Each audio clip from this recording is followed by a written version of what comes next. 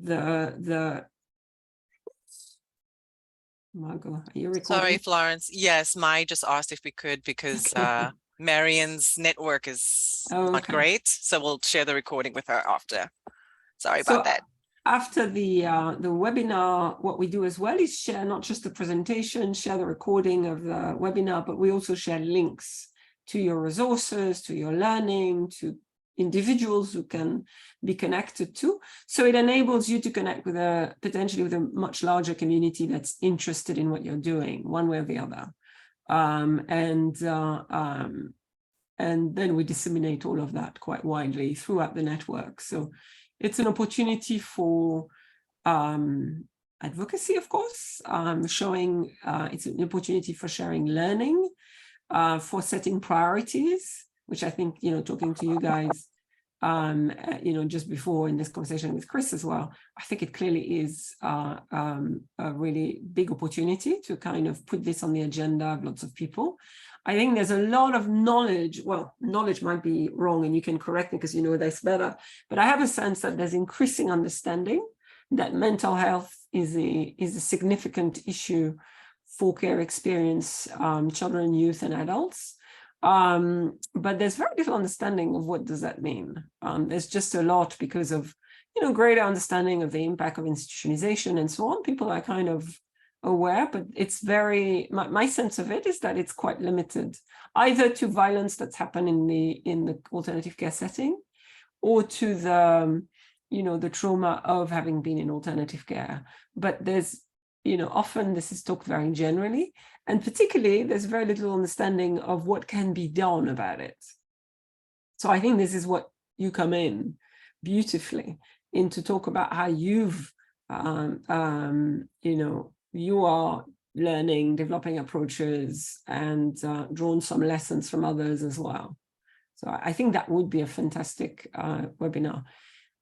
How you want to organize this to make it as impactful, as interesting, as memorable, I would say, is really up to you. We can help. So we support with all of the back end.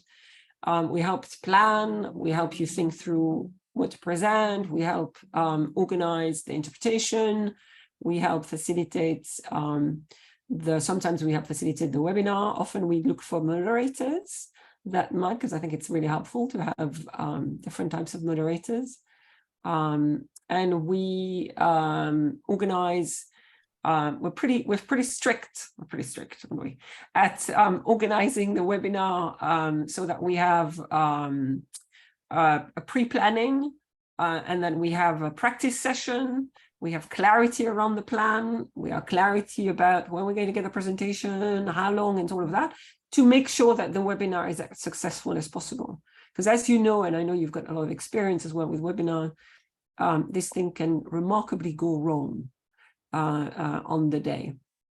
So that's a lot of what we'll do, which is supporting you. But the thinking about what you want to present, how you want to present it, and so on is yours. And we can just provide some suggestion and feedback, if that makes sense. It's very much a platform for you to reach out to a big audience.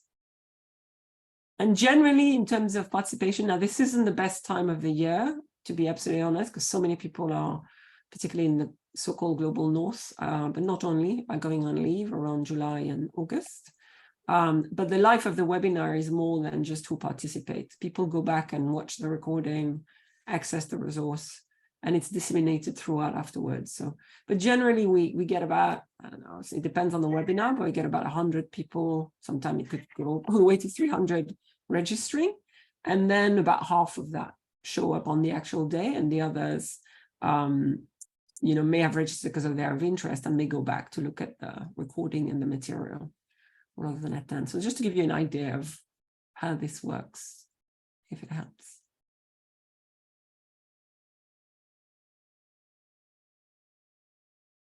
So it'd be great to hear from you as to how you think this webinar should be, what it should present, who are maybe some of the key actors who could speak. What do you think is going to be most helpful to help others learn and hear about what you've been doing about the tools, about the learning, about the challenges. The questions that people tend to ask are quite technical. These are mostly the ones who the ones who come up to the webinars tend to be people who are looking for similar learning and solutions. So they'll often ask technical questions around the practice or around the learning or around the tools. So you can assume a certain level of knowledge, but also there are people who will come in without necessarily that much knowledge. Does that help? We have an hour and a half generally for a webinar. Just to let you know, they tend to be, we tend to schedule them at 9 a.m. US New York time, EDT. The reason is, there's no good reason, it's impossible to capture the whole world, but there is a kind of almost sweet spot. We miss Australia and New Zealand to that great annoyance. But we kind of managed to capture quite a bit of Asia, all the way to Latin America, West Coast, kind of the Americas. It kind of enables, kind of a good stretch. Is there anything else I forgot, Margot? No, I think you covered most of it. We recommend presentation to be no longer per presenter of about 15 minutes. We can make also things more interactive. We've had at some cases, we've had webinars where we've had a panel, a kind of cafe thing with a moderator asking 3 or 4 people that are panelists, to more kind of a cafe panel kind of thing, asking them questions where they can. Really depends on the material and what you want to share. But we do recommend not like, if you start doing one presentation after the next, people's attention kind of can be, although sometimes for technical things, that's what's needed. So, but then really the Q&A can be also weaved into this. It doesn't all have to be at the end either. One other thing that I was thinking, just listening to Marian, is that, it sounds like you have, video and very sort of interactive media that cover, I guess, these 4 key areas: the trauma, stress, depression, suicidal thoughts, anxiety, and then loss and grief. So, a lot of those things could possibly be pulled out from your videos. So it doesn't need to be talked through in a presentation, which I think helps break things up a little bit. So just something to think about as an option during the webinar. Yeah, we can have short snippets of videos to give people a sense, particularly if you've also got participants that can't attend, but that you would love to hear their voices that are presented in the video.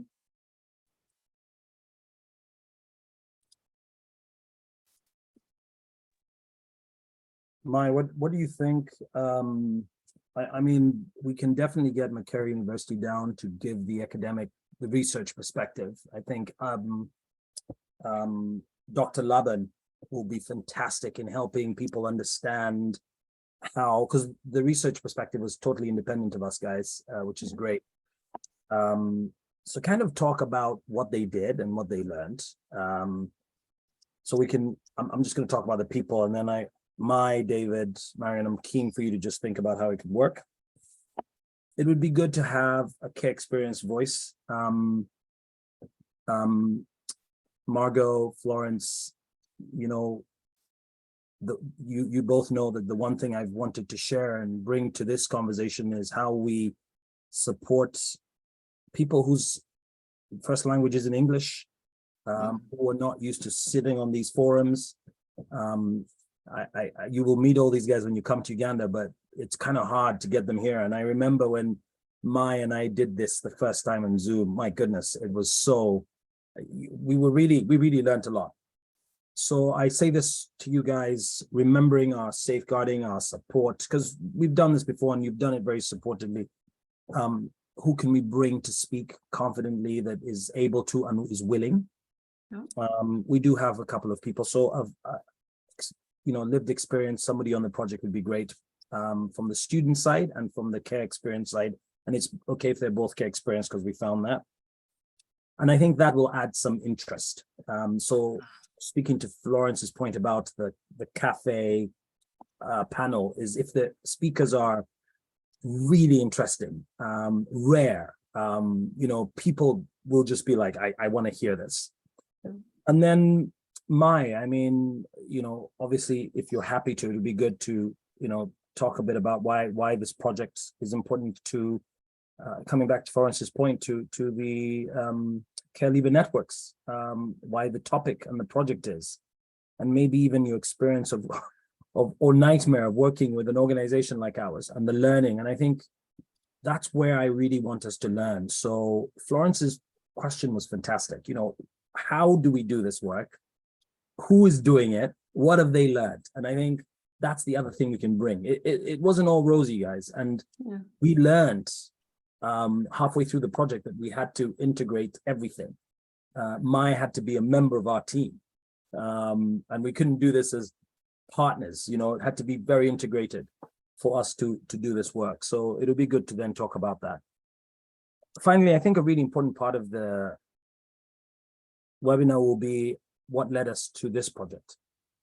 And I think that's really significant. I don't know if we can share that audio or video clip, but when you hear, because we did a survey, we did some pre-work with a group of young people who'd grown up in care in an institution in Kampala since they were young, and they were about 16 to 25 when they were leaving this institution. And so they're the ones who talked to us about this and really brought it to light. But another really important thing is the Uganda Care Leavers research project, which is the anecdotal piece where they listen to young people in care. And that research showed us that 60% of young people in care have reported that they experienced abuse, sexual abuse. So those two pieces of things will be good in helping people understand and getting people to think about how they need to do this in their countries. Do an assessment, an analysis, ask questions, listen to young people with care. Tanzania has just done something similar. So it'd be good to call others who have done them to share their resources into this thing so we can keep it. So I'm going to stop there, but yeah, what do you guys think? We've done something before for TAA, guys. Should we do the same one? I think Better Care Network has put that up. Should we do it like that, or should we do it differently? So back to you. Treat this like we do in our at work, where we just talk about things. This is safe space. These folks are the coolest people. Brainstorming. Exactly. Yeah. So any ideas?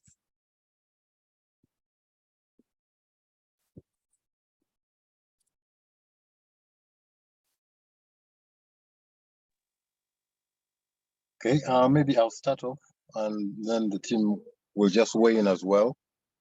So just contributing to that, something for us to think about also, as we supported the young people through this project, I think maybe what we could also think about is bringing also maybe someone from the government in terms of, what kind of services does the government provide and support, not only for young people, but mental health as a whole, maybe for the audience to learn about what kind of services are available. I think that would be something. But yeah, if it's also not too crammed, I know we had a psychologist on the project who actually used to engage with the young people, train them, on all these the trauma-informed approaches, as well as provide ongoing support to them. That would also be something for us to think about, for us to hear the experiences, moving forward, and maybe what kind of services also should be aligned with the existing services that are provided to the young people. Now, just something for us also to think about. But obviously, I think the idea of a video is also good, to break things up and make it a little bit different for the audiences, and as well as those who will just be able to watch only the recording. Yeah, so those are my 2 cents for now. Yeah, well, let's hear from the rest of the team. Thank you.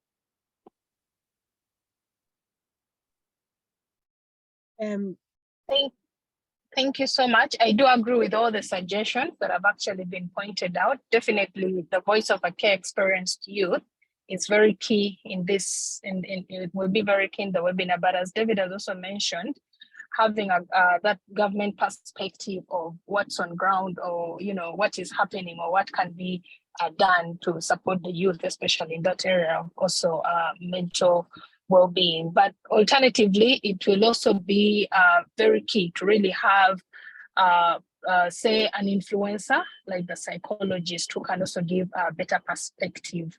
So yeah, I literally see us having a whole sum of the project summarized into a very small component, given the time we have for the webinar and the different speakers we have in there, of course, to allow for the Q&A, but also drawing from the different voices that we are hearing from the different angles. Yeah.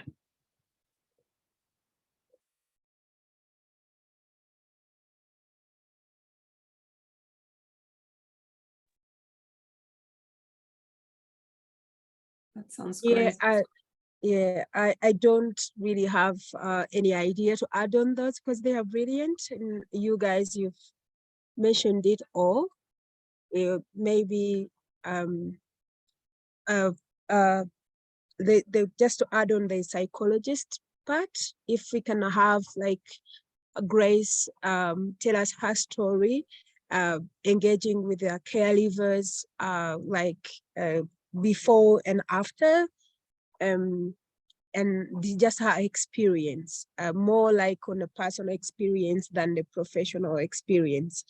How she, because she also has where caregivers like really inspired her with their strength and then their will to fight and overcome all these mental issues. So yeah.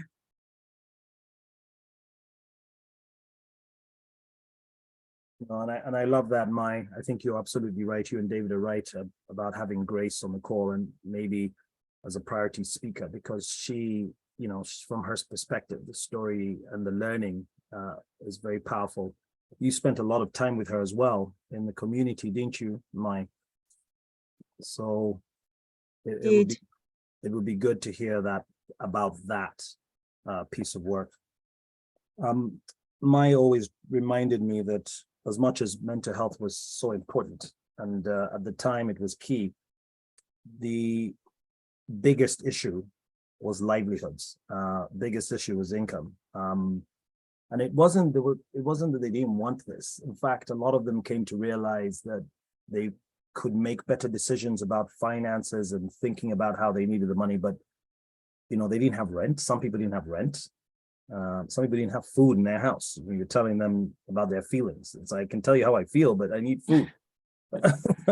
So really powerful stuff came from that, and some really important thinking about how we make sure those projects are integrated. I have to stress, this has to be an integrated program. It can't be standalone.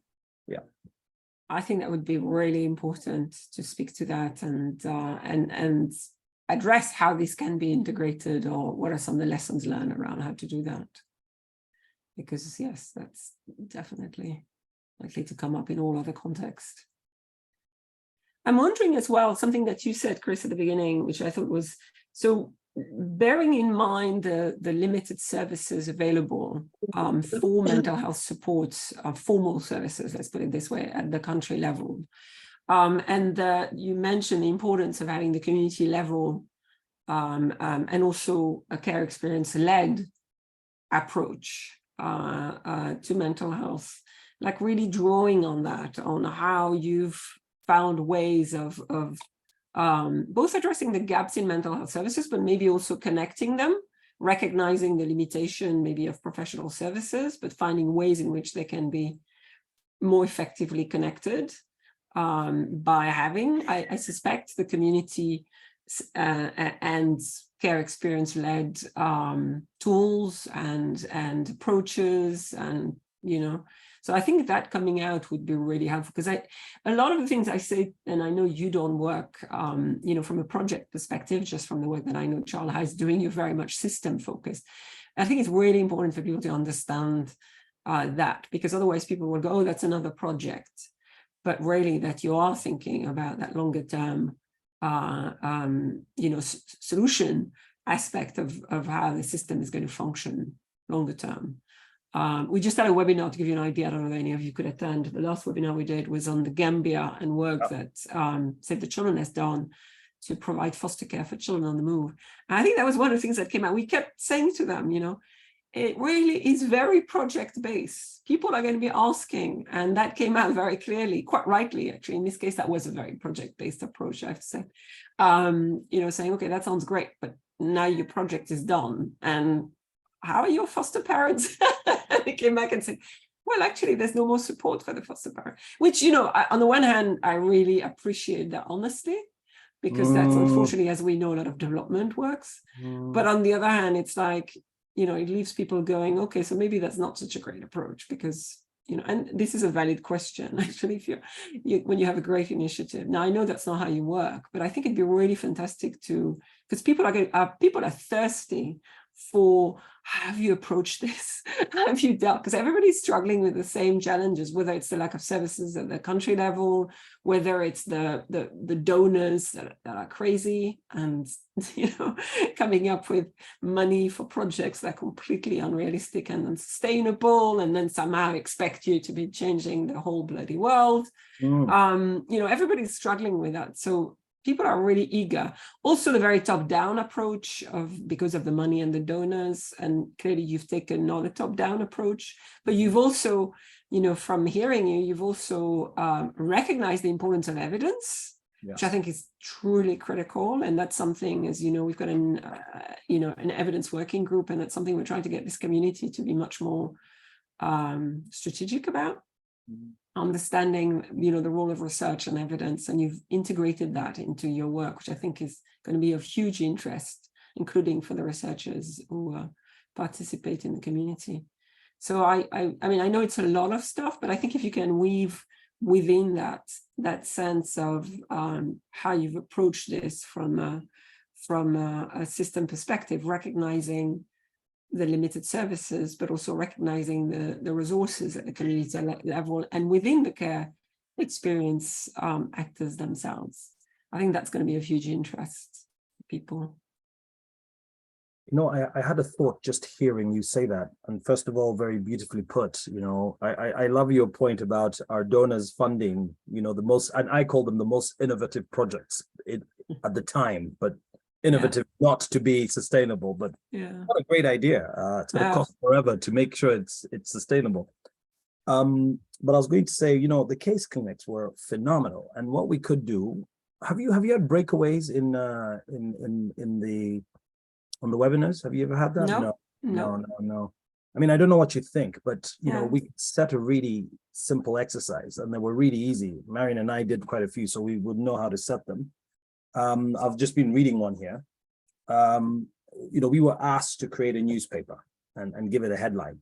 And, we were asked to say, where we thought this project would be in the next 5 to 10 years. If they were writing a newspaper article about it, what would they be saying? So your point of, it was great, it was here and it's gone, or would they be saying it's had this impact?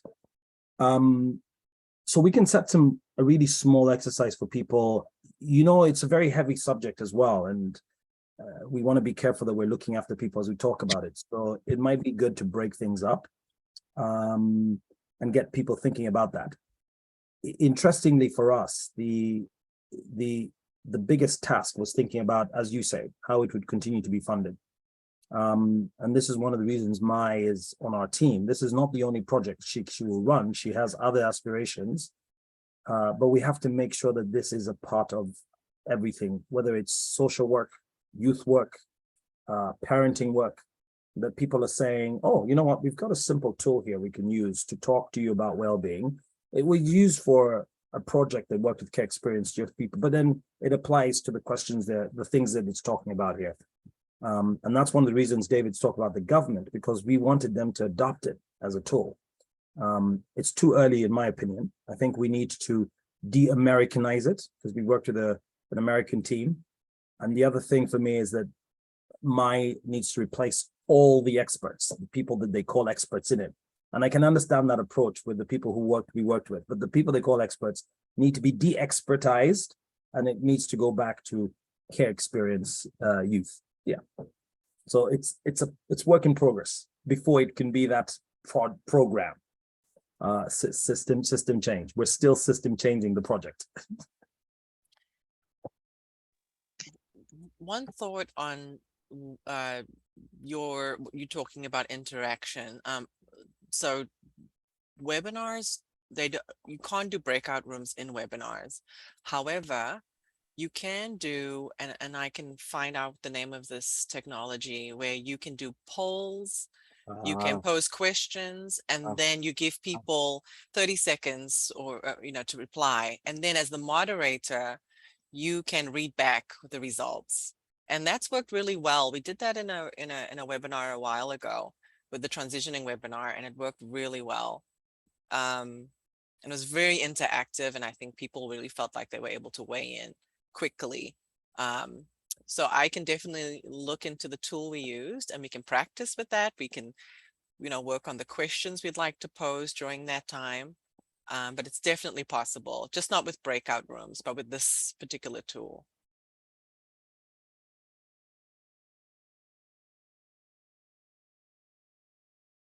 Okay, so do you have a date for when you would like us to do this? Because what we would need to do is, I think there's a lot here. We need to go away as a smaller team and kind of think it through and come back. We have done this kind of thing, and we've done it with you, Better Care Network. So we can come up with some sort of idea, proposal, and the promotion material for you to have a look at and say, okay, this works, it doesn't work. So I don't know if you have a date. And then we can use the toolkit's name, Breaking the Cycle, or Changing the Narrative, but it's up to you to think about what we can come up with a name for the yeah, we can call it what it is. But do you have a date? We had initially identified, Margot, correct me, was it the 26th of July? Good. Sorry, I'm having a moment, a senior Let me moment. go back here. to my, I'll go to our planning sheet. Yeah, please quick. do. Which is not that long ago, or not like that far away. Let's put it this way. My brain is clearly not functioning. And for planning purposes, that would require us to really get, because we would want to advertise. Yeah. And the advertisement doesn't have to be, it can be a save the date. We need a title, we need a short write-up of what it's about. It's helpful to know who some of the key speakers are going to be, because that attracts people.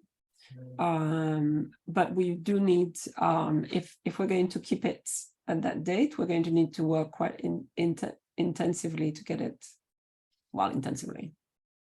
We did relatively. not set a date, Florence, but we had a couple of other webinars that we had lined up, but I thought one of them was, we kind of agreed to postpone, and we said, oh, that would be, what was the other couple? The Kenya funding streams. Yeah, paper that's the hasn't come one. out yet. Yeah, the paper hasn't come out. When was that due?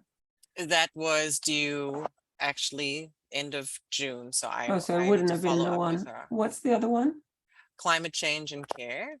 And that was with Child Frontiers, Emily. Yeah.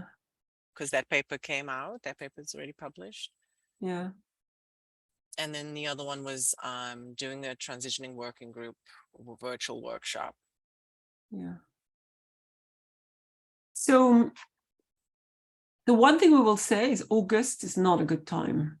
Yeah. By and large, we've, in our experience, July is quieter, but August is very difficult to get people, because people are, if they're not on holiday, they're making the most of the fact that other people are. And so we could look, when was the climate change? Was that the one that I was confusing? Was at the end of July?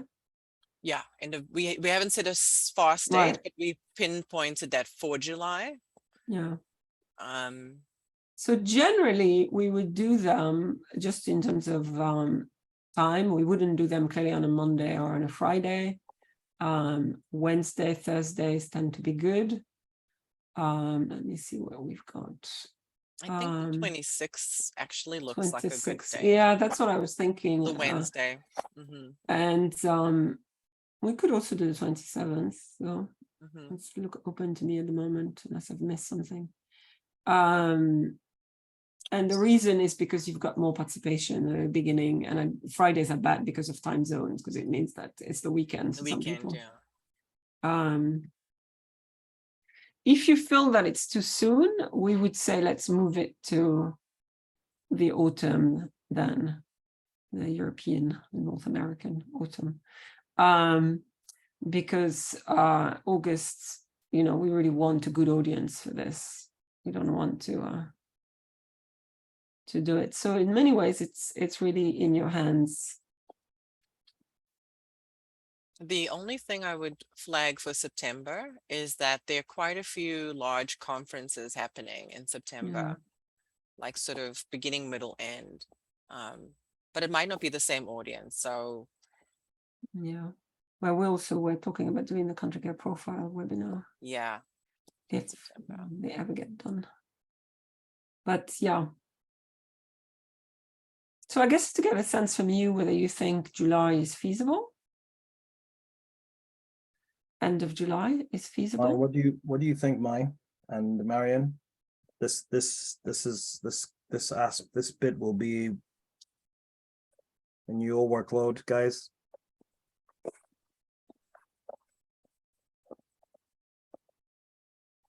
July feasible, 26th, or we push it, but at risk. Bear in mind, we do quite a bit of work with you. So, I mean, but you have the critical work of making sure you're clear about, who you want to speak and so on, and making sure they're available and making sure that their presentations are ready on time. And of course, doing the webinar. But we do help with, even at the technical level through the run of show, with interpretation, making sure that the presentation, we work with you to make sure the presentation are manageable, and including when people still end up giving us 20 minutes of presentation. We said, it cannot be 20 minutes. We can have Which another happens. planning meeting, and then we Yeah. do a practice session. So there's a lot of engagement and help along the way for sure.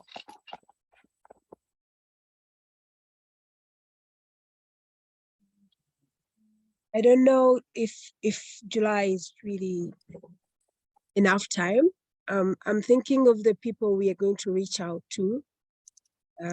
Mostly the government people, maybe even Dr. Raban. I don't know if that's. I feel like that would be a short note for them, and also preparing the care experience people who are going to participate.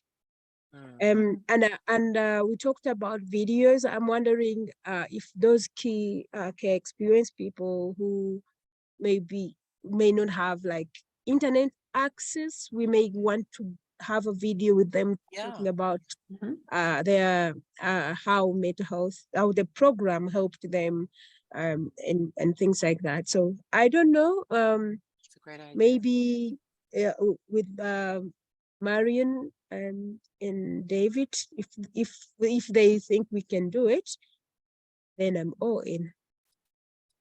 But for me, I think we should move it, maybe September or October, because we also I'm wondering how we're going to reach out to as many people as possible, and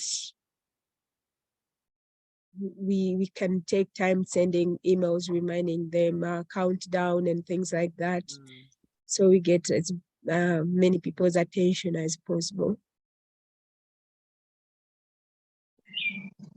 Yeah, I think I would agree with Mai. If we could look at, yeah, absolutely, maybe early September, the first week of September.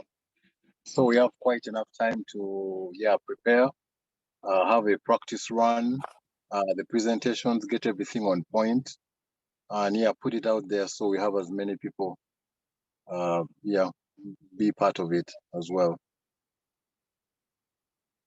Looking at the first week of September, as Margot says, it gets quite busy. We could potentially, Margot, correct me, because you also are looking at but we could Evidence for potentially do impact on the this. 7th. Yeah, just you so we know. could possibly do the 5th or the 6th 6. Let me look it up. Okay, of September. yeah, Yeah. we could work with that. Yeah. So let's Yeah, let's do the and we can- 6th. we can garner people to watch it with some of the, the promotion video we have for the project, guys. We can use that. I think it's exciting. Florence, you're on point, and I think giving it lead time will be good to us to prepare some very good material to share. Yeah. Yeah. Well done, folks. All right, let's do Should that. we also set the practice session now as well? Oh, good idea. Well caught. So that was September 5th, did you say? Let's do the 6th, which is Wednesday. Middle of the week is yeah, always a bit September better. 6th. Okay. September 5th. Yeah. And then, so we're talking 9 to 10:30. Which time zone is that? US, New York, EDT. ET. Okay, good. We could do it an hour earlier if it would help, but generally that kind of become a bit more of a problem for those in Latin America, and depending on where they are, which coast they're in. But No, that's fine.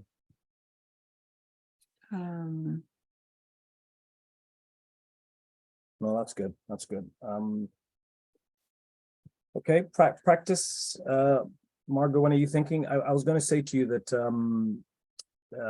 give us a couple of weeks to pull everything together. Yeah. Don't give us a practice session at the beginning of July. No, it's usually a few days before, so it's Oh, good. fresh. And at the practice session, we go through basically all the presentations, the videos. We Nice. work out the last kinks. We take you through all of your technical, your mics. So we really spend a lot of that time making sure that the speakers are really comfortable for the webinar, which is usually a day or two after the practice session. So if we could do the Monday that week, which is the 4th. I can't do Monday at the same time. I have a meeting for planning the global policy working group from 9:30 to 10:30.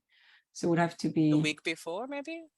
Yeah, or it could be later, but that's going to be a bit late for you guys. For them, yeah. Yeah. So either 11 on Monday or the Friday. So that's Friday, August. Oh, goodness. No, September it is 1st. Friday, September 1st, yeah. Or we could do the day before, which is the 5th. We've done day before practice sessions. The 5th would work.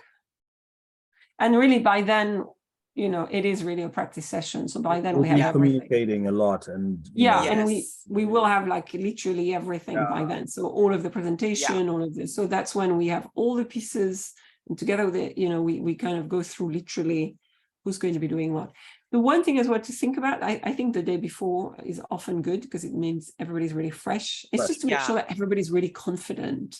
They know when they're supposed to be saying, and also all the technical nightmares are solved. But one thing to think about as well is the moderation. Who would you like to moderate? Who do you think would be a great moderator?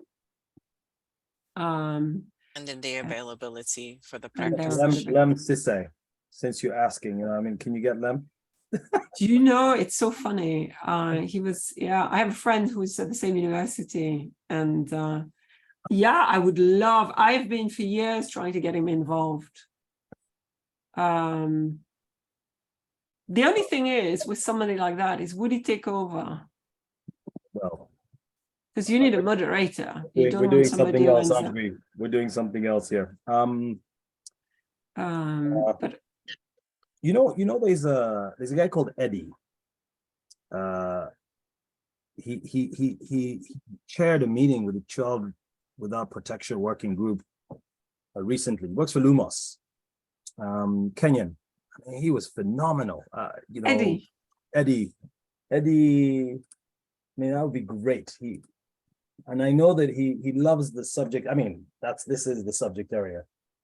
Eddie Kilalo I don't know him. works for Lumos. Interesting. Such an amazing compare. I was so impressed. I sat in that call and I felt like I just feel so responsible to this meeting right now. Yeah, that sounds great. So maybe to approach him. Also, if you have ideas of care experience individual who Absolutely. you think, I mean, I would always encourage that kind of leadership. You're right. But yeah, I think all of these are options. Sorry, David, I think you were going to say something. No, No? I'm just listening. Actually, you know what? Would Fiona Bizou and Marion be up for this? To moderate or to be part of To moderate. Marion, I think, can answer this. She has a better relationship with her than I do. Okay, I think I know what you're going to tell me, Marion. You can tell me later. Fiona is she grew up in care, and she's Miss Uganda 2016.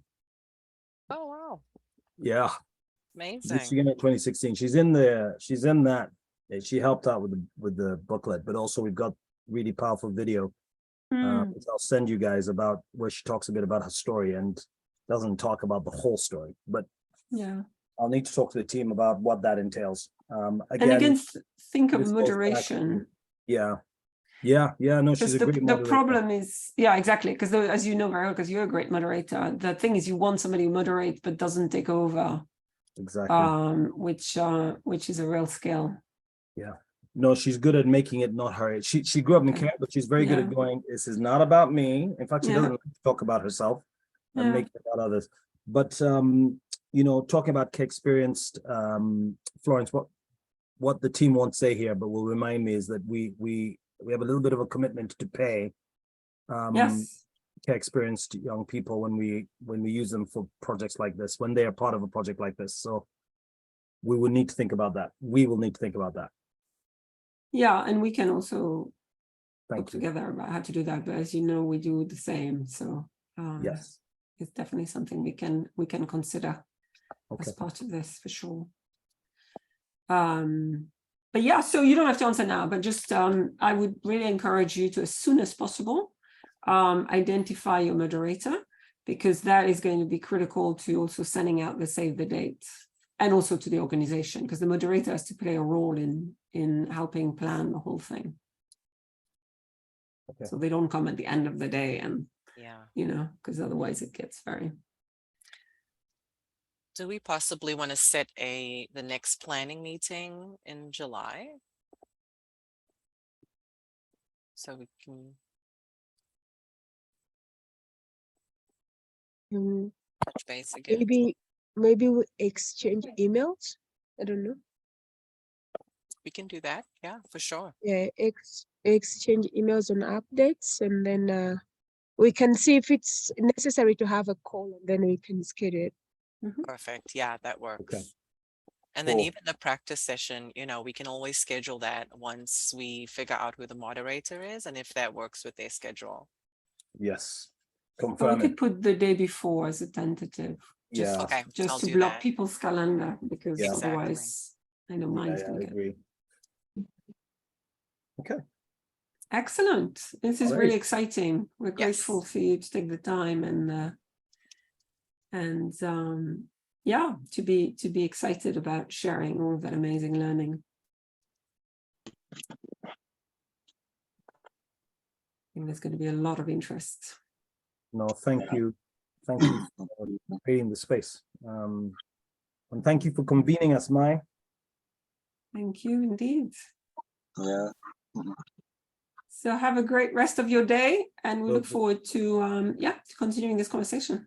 Absolutely. Thanks. Take care, Margot. Bye-bye. Take Thank care. you. Bye, Chris. Good night, Bye, Uganda Mai. team. Bye, David. Bye. Bye, Bye. Marian. Oh, actually, I had a question. Too late. Marian, Go ahead. Go ahead. Yeah. she's still on. Marian, I'll just email. Yes, go ahead. Unfortunately, dear. my Sorry. area is so noisy, but it's okay. Please go ahead with the Sorry, question. Marian. You I know, can pass it on to the team.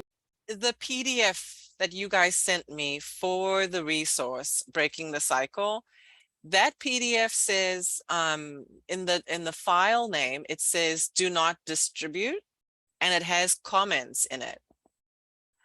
So I wanted to make sure I have the final version without comments, and that it's the one that I can actually share. Okay, so I'm going to send you the final version, the one that can actually be distributed to anybody else. I'll send you a link where you can actually download it. Perfect. Thank you. Yeah, because the one I have, when I opened it up, the file name said not for distribution. And then I saw that there were comments, you know, like when you're still working on a document, that there were comments. Yeah, on that is the side. Breaking the Cycle toolkit, right? Yes, the Breaking the Cycle Yes, I'm toolkit. going to send you the final copy. Perfect. Thank you. I usually double check that, you know, because sometimes people may send the wrong iteration of the document. So great. Thank you. Well, All right, lovely. thank you. Yeah, have a good day further. Bye, Mai. All right, bye. Bye, Marian. Bye. Thank you.